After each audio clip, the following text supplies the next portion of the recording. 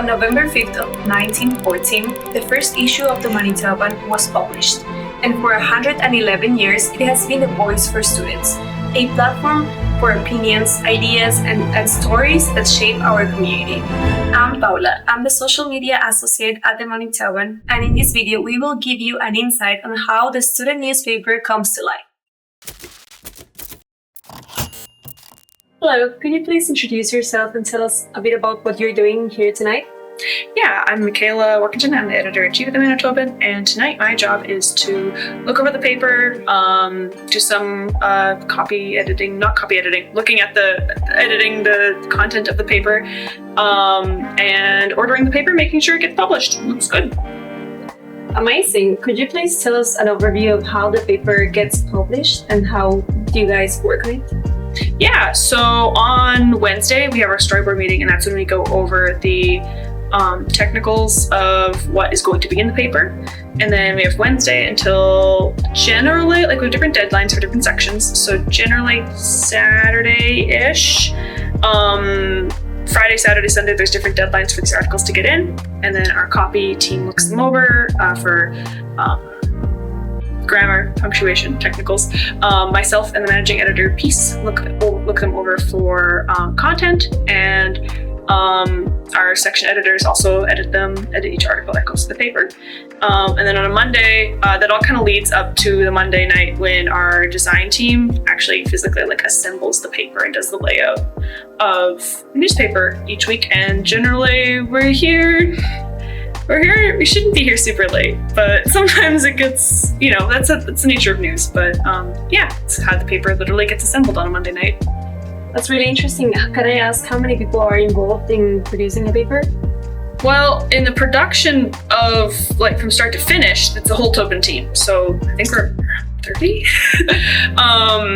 But when it comes to on a production night, there is 6 folks on staff production night. But then all of our editorial staff are available online, just because we have pretty late nights, and it's nice to. It's nice for one day to be able to kind of work from home a little bit. Yeah, first, can I ask you what's your favorite part of working at the Manitoban, and maybe specifically on production nights or in general? My favorite part is production night, just as a whole. I love production nights. How I started at the Manitoban. My favorite part is looking at what the paper looks like each week. We kind of start with an idea of what it looks like, but we don't actually know what. As we do our storyboard, I can kind of visualize, and then this will probably be on this page, and this will be on that page. I really like seeing it all come together. It is a top, it's my highlight of my week, honestly, because it's producing something that we're proud of each week.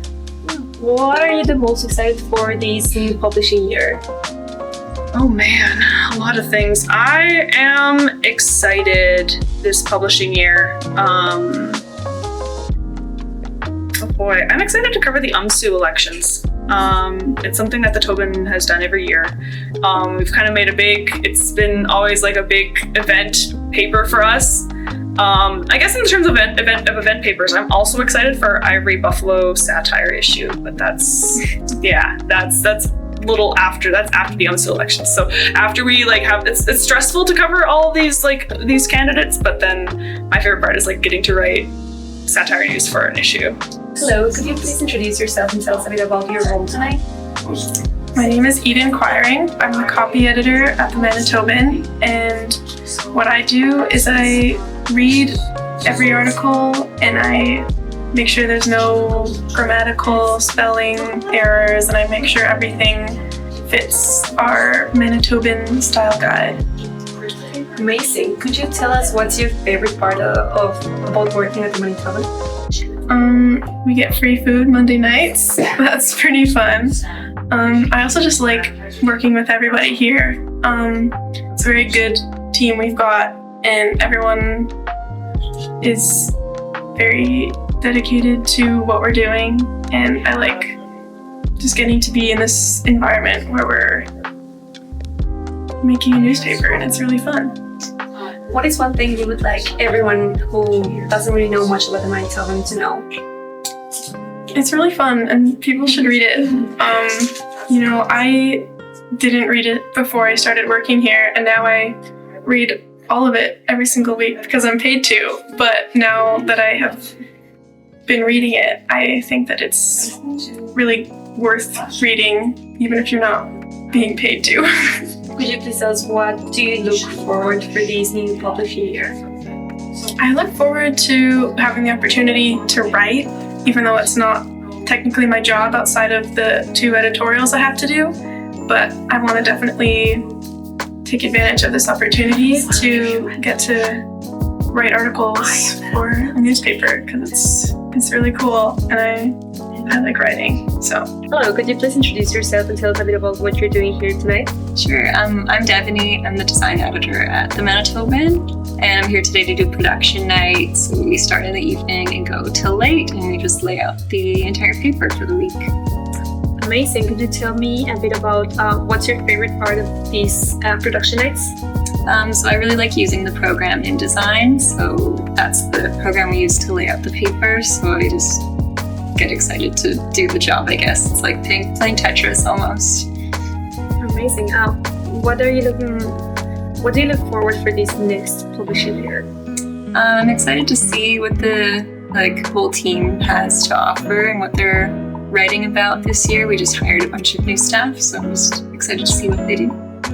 Yeah, and what would you like people to know about the Manitoban that maybe not everyone knows?